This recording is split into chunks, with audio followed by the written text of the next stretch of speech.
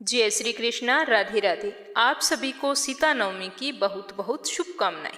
आज मैं आपको बताऊंगी सीता नवमी को व्रत रखने के क्या क्या फायदे होते हैं, व्रत कैसे किया जाता है और इस दिन सुनी जाने वाली कथा भी आपको सुनाऊंगी, तो ध्यान से सुनना। और अगर आपने मीरा भक्ति चैनल को सब्सक्राइब नहीं किया है तो जरूर करना और इस चैनल पर रोजाना प्रस्तुत होने वाली वैशाख मास की कथाओं को एक बार जरूर सुनना। वैशाख माह के शुक्ल पक्ष की नवमी तिथि को सीता नवमी मनाई जाती है। इस दिन माता सीता का जन्म हुआ था। सीता नवमी का उतना ही अधिक महत्व होता है जितना कि राम नवमी का होता है। अगर इस दिन आप पूरी भक्ति, श्रद्धा और आस्था के साथ सीता नवमी के व्रत का पालन करती हैं तो इससे आपके जीवन की सभी समस्याएं दूर होती है और आपका शरीर भी हमेशा स्वस्थ रहता है। सीता नवमी का व्रत करने से आपके अंदर एक विवाहित महिला के रूप में त्याग, विनय, मातृत्व और समर्पण जैसे गुण आ जाएंगे। जो भी महिला पूरी श्रद्धा के साथ सीता नवमी के दिन व्रत करके माता सीता की पूजा करती है उसे अखंड सौभाग्य की प्राप्ति होती है। सीता नवमी का व्रत करने से जीवन की सभी समस्याएं दूर हो जाती है और धन से जुड़ी हुई समस्याओं से भी छुटकारा मिलता है। सीता नवमी के दिन माता सीता और भगवान श्री राम की विधिवत पूजा करने से मनुष्य को कभी भी आर्थिक तंगी का सामना नहीं करना पड़ता। गणेश पुराण के अनुसार जिन महिलाओं का जन्म पुष्य नक्षत्र में हुआ होता है वो बहुत ही भाग्यशाली होती है। यदि आप अपने भाग्य को बढ़ाना चाहती हैं तो सीता नवमी के दिन व्रत करके देवी सीता की पूजा अवश्य करें। इस दिन माता सीता के सामने अपने दोनों हाथ जोड़कर अपने पति की लंबी आयु और सफलता के लिए प्रार्थना करें। सीता नवमी के दिन वैष्णव लोग उपवास करके भगवान श्री राम और माता सीता की पूजा करते हैं। इस दिन भगवान श्री राम और माता सीता की पूजा करने से पृथ्वी का दान करने के समान फल की प्राप्ति होती है। सीता नवमी पर विवाहित महिलाओं को भगवान श्री राम और लक्ष्मण के साथ देवी सीता की पूजा करनी चाहिए। सीता नवमी की पूजा करने के लिए नवमी से एक दिन पहले अपने घर की अच्छी तरह से साफ सफाई कर लें और घर में एक पवित्र स्थान पर एक मंडप बनाएं। 4 स्तंभों का छोटा सा पूजा मंडप स्थापित करें। उसके पश्चात उसे सुंदर फूलों से सजाएं। मंडप को सुंदर फूलों से सजाना भी एक अनुष्ठान माना जाता है। फिर मंडप में श्री राम परिवार की फोटो रखें। देवी सीता की पूजा करने से पहले धरती माता की पूजा करके अपने दोनों हाथ जोड़कर उनसे अपने मंगल जीवन की प्रार्थना करें। अब अपने वैवाहिक जीवन में सुख, शांति और समृद्धि की कामना करते हुए देवी सीता और भगवान राम की एक साथ पूजा करें। सीता नवमी के दिन माता सीता की मूर्ति के समक्ष तिल, चावल, जौ और फल अर्पित करें और बाद में घी का दीपक जलाएं। भगवान को फूल अर्पित करें। सीता नवमी के दिन माता सीता को मिठाई का भोग लगाएं। अगर आप एक विवाहित महिला हैं तो आपको अपने पति की लंबी आयु के लिए पूरी श्रद्धा और आस्था के साथ व्रतों के नियमों का पालन करना चाहिए।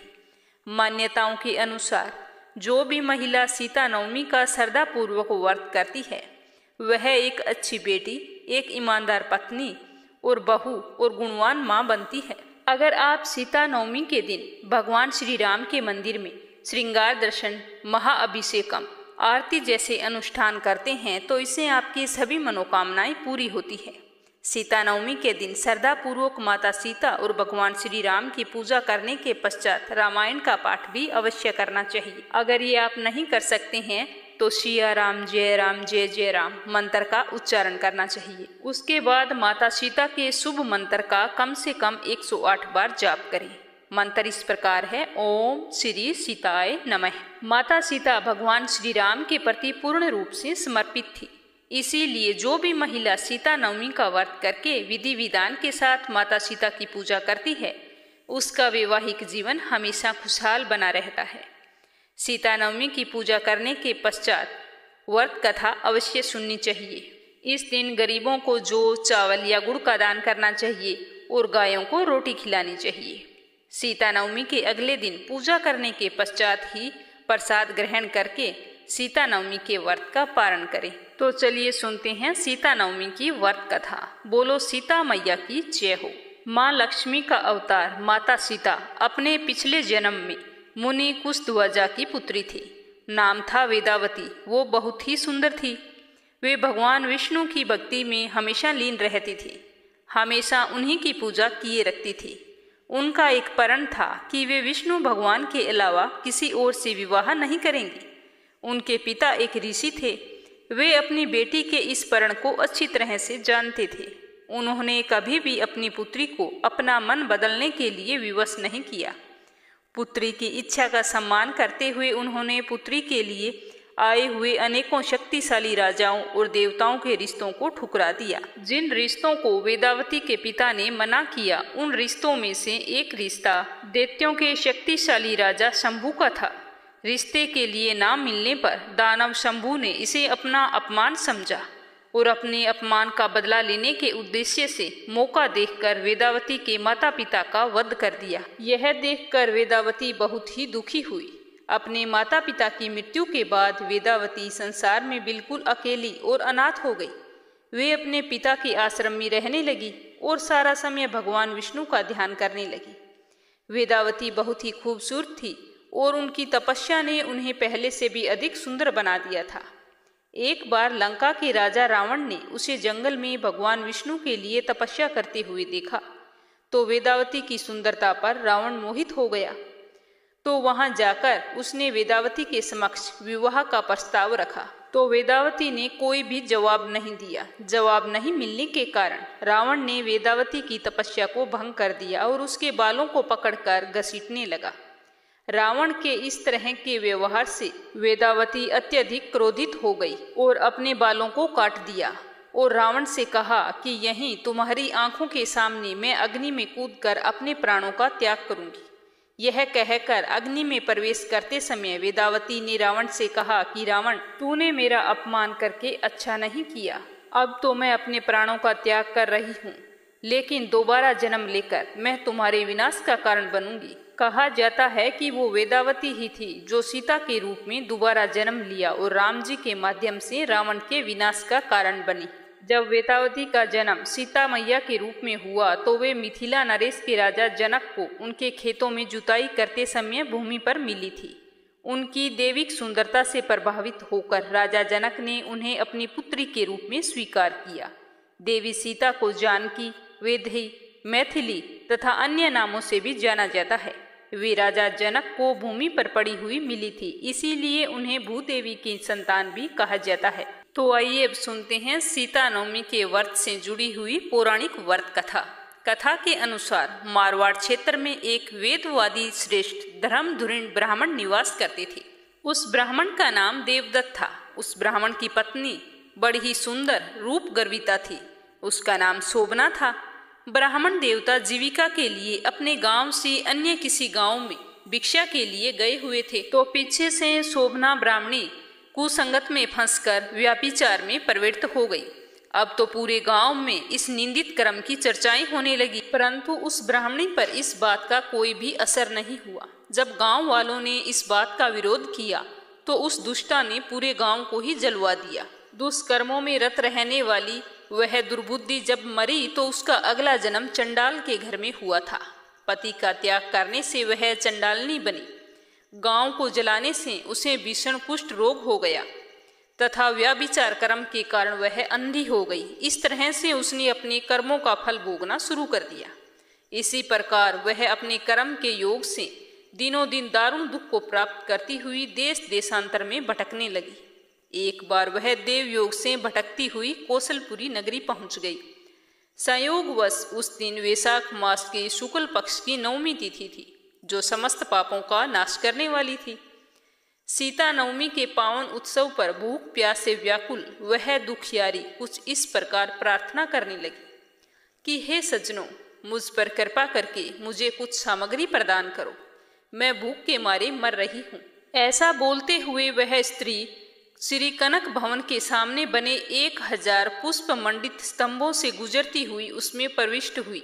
उसने पुनः पुकार लगाई कि भैया, कोई तो मेरी मदद करो, मुझे खाने के लिए कुछ दे दो। तो इतने में एक भगत ने उससे कहा कि देवी, आज तो सीता नवमी है, भोजन में अन्न देने वाले को पाप लगता है, इसीलिए आज तो अन्न नहीं मिलेगा।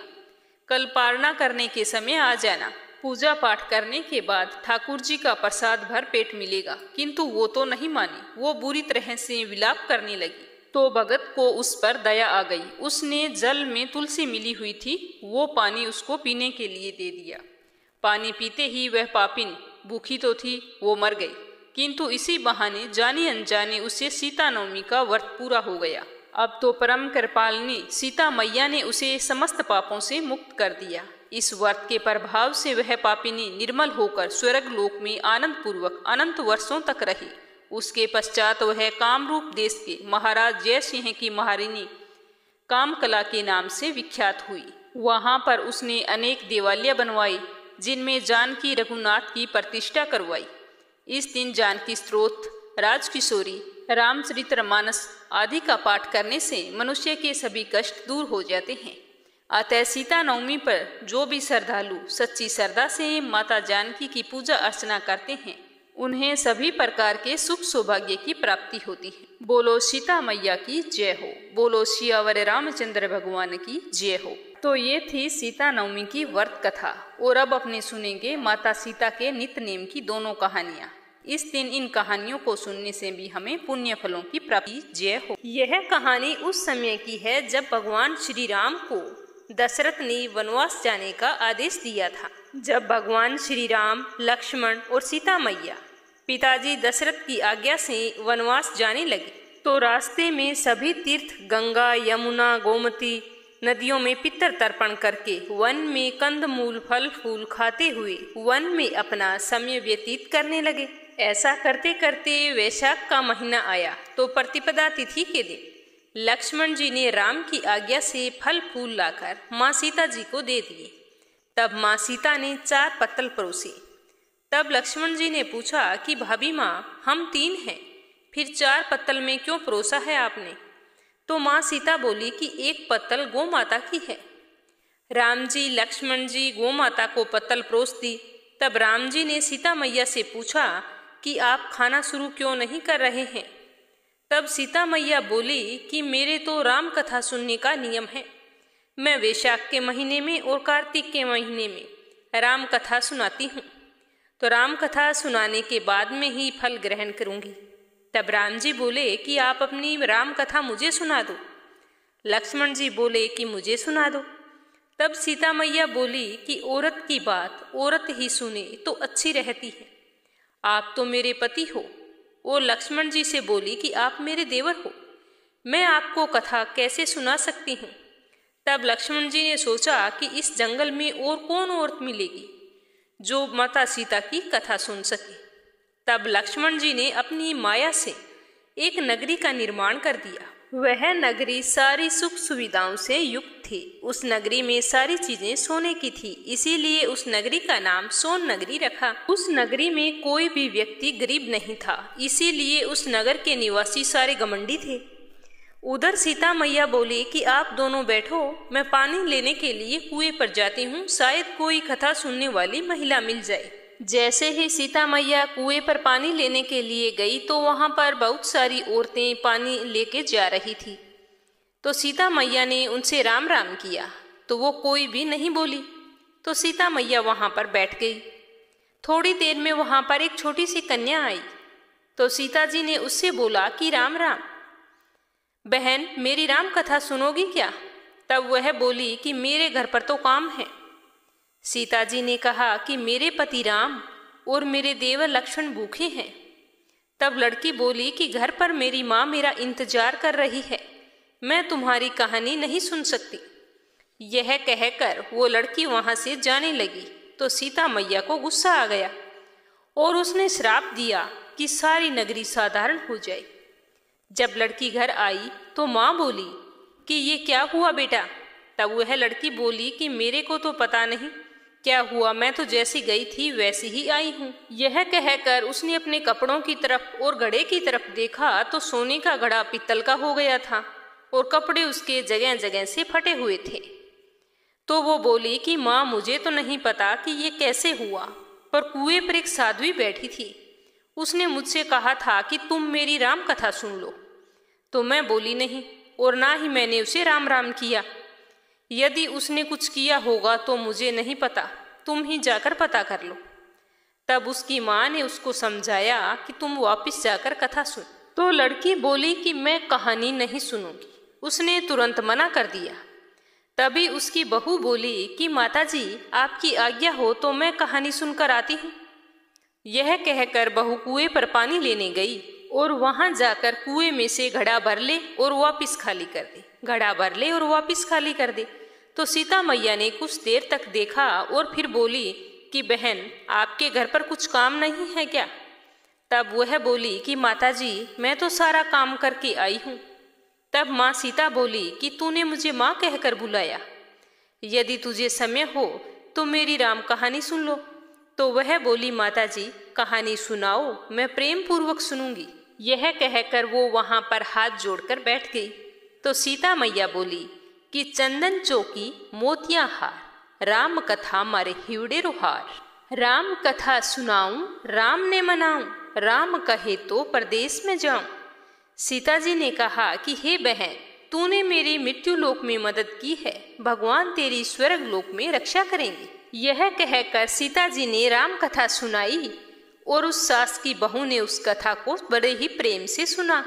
आओ राम, बैठो राम, जल भर जारी लाई राम, केलारी दांतुन लाई राम, ठंडा जल भर लाई राम, संपाड़ो पधारो राम, झगला टोपी लाई राम, कड़ा किलंगी लाई राम, स्वर्ण सिंहासन लाई राम, तापरे आप बिराजो राम, झाल टिकारा लाई राम, शंख ध्वनि गरणाऊ राम, हिवड़े हीरे सोवे राम, निखरता मन मोहे राम, चरण शरण में आई राम, शरण आपरी ले लो राम, माखन मिश्री लाई राम, माखन मिश्री अरोगो राम, दूध भर कटोरी लाई राम, मेवा चिरंजी परोसू राम, खाती पीती चाखा राम, चरखो फरखो अरोगो राम, रुच रुच भोग लगाओ राम, जो भावे सो ले लो राम, जल पर झारी लाई राम, अबे आचमन कर लो राम, रे श्याम गमछो लाई राम, हाथ मुँह